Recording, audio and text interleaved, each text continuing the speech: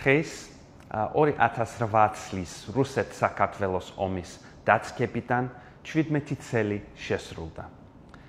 ვისმენებთ მათ, ვინც ამ ომს შეეცირა და ასევე ყველა იმ იძულებით გადაადგილებულ პირს, რომლებსაც რუსეთის აგრესიის გამო საკუთარი სახლების მიტოვება მოუწიათ.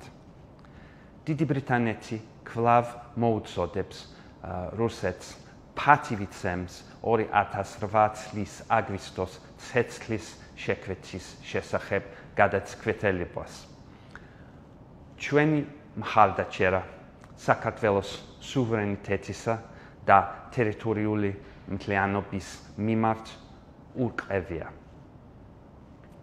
ამ აგვისტოს 1 წელი შესრულდა, რაც მე დავიწყე ჩემი საქმიანობა როგორც მისი უდიდებულესობის ელჩმა საქართველოში.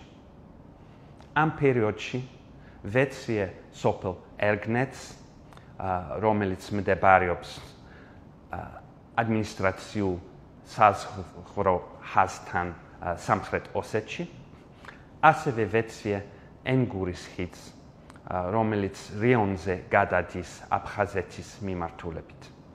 მქონდა შესაძლებლობა მესაუბრა უბრალოდ კონფლიქტით დაზარალებულ ადამიანებთან, ქალ ელჩებთან მშვიდობისთვის, რომლებიც ადმინისტრაციულ ხაზთან მდებარე სოფლებში ცხოვრობენ და ასევე ახალგაზრდებთან გალის რეგიონიდან. საკუთარი თვალით ვიხილე ომის შედეგად განყოფილი საზოგადოების გავლენა ადამიანების ყოველდღიურ ცხოვრებაზე.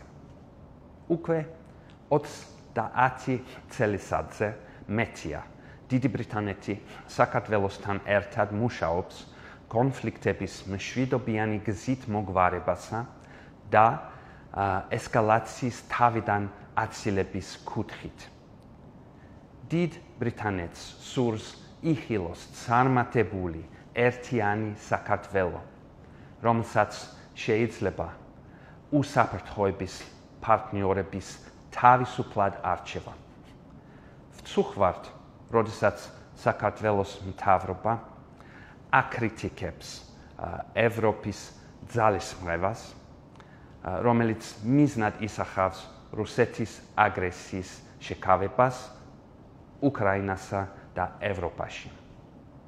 დიდი ბრიტანეთი მზად არის ითანამშრომლოს საქართველოსთან საერთო ევროატლანტიკურ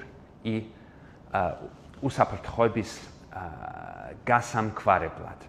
სწორედ ამას იმსახურებს ქართველი ხალხი. დიდი მადლობა.